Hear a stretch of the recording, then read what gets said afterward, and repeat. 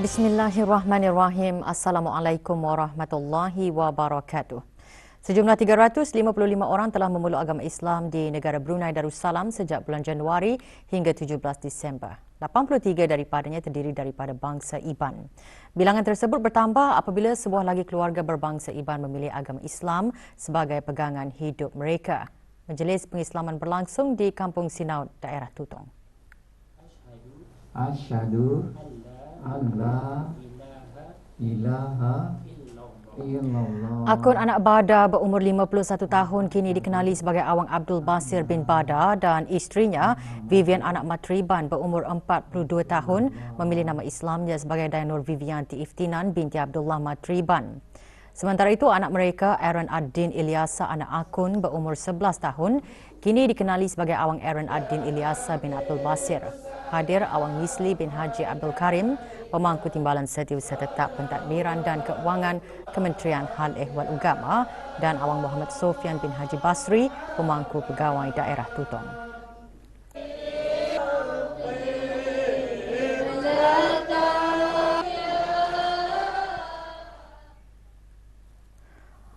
Allah Subhanahu Wa Taala menjanjikan banyak kebajikan dan keistimewaan kepada para hamba-Nya yang bertaubat. Bertaubat itu tidak hanya dilihat sebagai perbuatan memohon keampunan semata-mata, bahkan ia mengandungi banyak hikmah. Antaranya memperoleh kecintaan, menjadi penolak azab dan menerima jaminan Allah Subhanahu Wa Taala dengan memperoleh kebaikan dan menikmati ganjaran serta keluasan rezeki. Perkara itu antara yang ditekankan dalam khutbah Jumaat bertajuk Pintu Taubat Sentiasa Terbuka. Terdapat beberapa langkah yang boleh dipraktikkan dalam membantu seseorang untuk menjernihkan jiwanya daripada sebarang kotoran dosa. Antaranya ialah: pertama, hendaklah meninggalkan tempat yang boleh mendorong seseorang melakukan maksiat, kerana kehadiran seseorang di tempat yang boleh mendatangkan dosa adalah amat bahaya kepada dirinya. Kedua, memilih kawan yang baik dan menghindari kawan yang tidak baik. Memang tidak dinafikan kawan mempunyai pengaruh yang kuat terhadap kawannya yang lain. Ketiga, memperbanyak istighfar dan sentiasa menyesal terhadap dosa yang lalu. Kurang 2 minggu sahaja lagi penggal persekolahan 2024 akan bermula. Kemarin 75 pelajar berumur antara 3 hingga 16 tahun menerima sumbangan berupa kelengkapan barang sekolah. Dianjurkan oleh syarikat Al-Hufaz Management dengan kerjasama Jabatan Pembangunan Masyarakat Japim dan Pusat Dakwah Islamiah, majlis berlangsung di Pusat Dakwah Islamiah. Penyampaian sumbangan diserahkan oleh Awang Haji Muhammad Lokman Al-Hakim bin Haji Hamdan, Ketua Pegawai Eksekutif Al-Hufaz Management. Para penerima terdiri daripada kalangan keluarga-keluarga yang dikenal pasti oleh Japim, khususnya keluarga yang kurang berkemampuan dan pelajar yang menyertai projek Celik Al-Quran kelas mengaji yang dikendalikan oleh Al-Hufaz Management yang dibiayai oleh tabung Baiti Baitul Quran.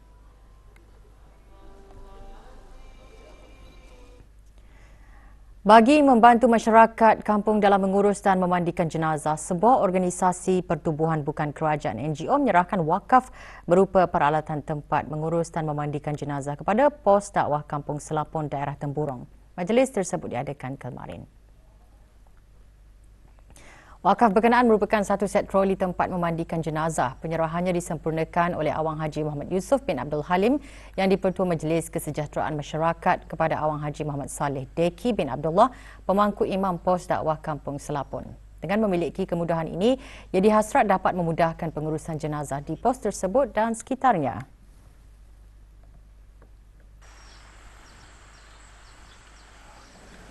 Tujuannya adalah untuk mempermudahkan khususnya duka kepada saudara-saudara baru di Kampung Selapon ini. 12 pengusaha menyertai One City Expo 2023 yang dianjurkan sempena Pesta Disember Brunei 2023. Diadakan selama 11 hari sehingga 1 Januari 2024. Expo antara lain memberi peluang kepada para pengusaha untuk mempromosi jualan mereka selain menyokong syarikat-syarikat tempatan. Berlangsung di pusat membeli belah One City, Expo turut menggalakkan orang ramai untuk berbelanja dalam negara di samping sebagai tarikan kepada para pelancong yang sedang berada di negara ini. Expo dibuka bagi kunjungan orang ramai bermula pukul 10 pagi hingga 10 malam.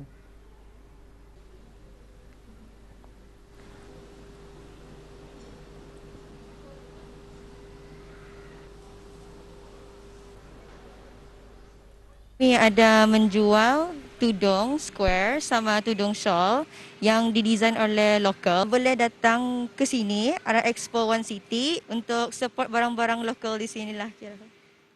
Orang ramai silakan datang untuk menyokong syarikat dan produk tempatan.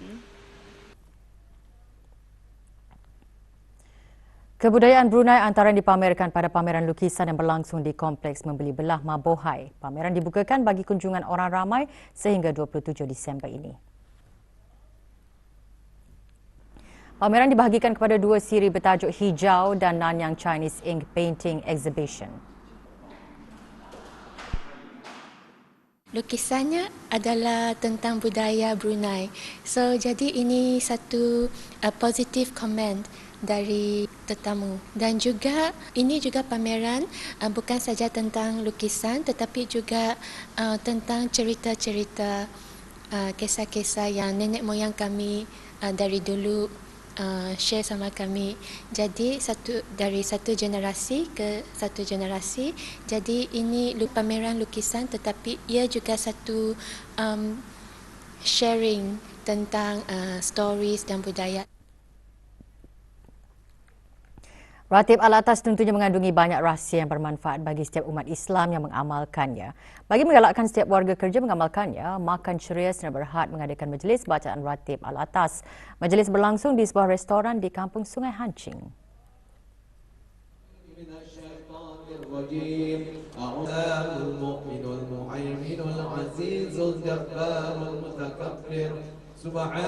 Majlis mingguan membaca Ratib Al-Atas giat diadakan setiap hari Jumaat sejak tahun 2017. Dengan mengadakan bacaan Ratib ini, syarikat berkenaan bukan hanya berpeluang untuk memberikan khidmat kepada komuniti, bahkan memberikan peluang kepada setiap warga kerjanya untuk sentiasa mengamalkan bacaan Ratib agar sentiasa mendekatkan diri kepada Allah Ta'ala.